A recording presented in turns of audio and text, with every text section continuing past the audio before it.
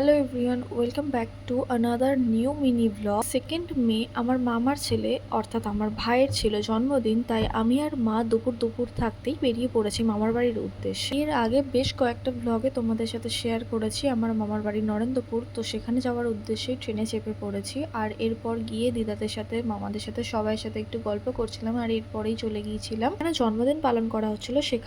এখানে দেওয়া হয়েছিল ফুচকা আর মোমোর স্টল। মায়েরা ফুচকা খাচ্ছিল আর পায়েল দি আর আমি একটু মোমো নিয়েছিলাম খাওয়ার জন্য। এখানে আমাদের বাড়ির সব থেকে ছোট বাচ্চা ফুচকা খাচ্ছে আর আমাকেও অফার করছে। যার জন্মদিন হচ্ছিল সেও তো পুচকে, দেখো তার পুচকে বন্ধুরা এখানে গান চলছে আর ওরা সবাই মিলে নাচ করছে। এরপরে আমরা চলে গিয়েছিলাম কেক কাটিং এর জন্য। সবাই ওকে গোল করে ঘিরে দাঁড়িয়েছে আর ও কতটা খুশি হচ্ছে দেখো, কেক কাটবে তার আগের মুহূর্ত এটা। তো এরপরে ও কেক কেটেছে আর এরপরে আমরা আবারও ছাদে গিয়েছিলাম। আর ওখানে গিয়ে বুপুনের নাচটা শুধু দেখো, ও কিন্তু খুব খুশি ছিল, নিজের মতন নাচে, ওর কাউকে দরকার লাগে না। এরপরে আমরা বসে পড়েছিলাম খেতে, আর এর মাঝখানে অবশ্য অনেকক্ষণ আমার এই বন্ধুটির সাথে গল্প করছিলাম। জন্মদিনের মেনুতে প্রথমেই ছিল পোলাও, সাথে আলুর দম, আর এরপরেই চলে এসেছিল চিকেন।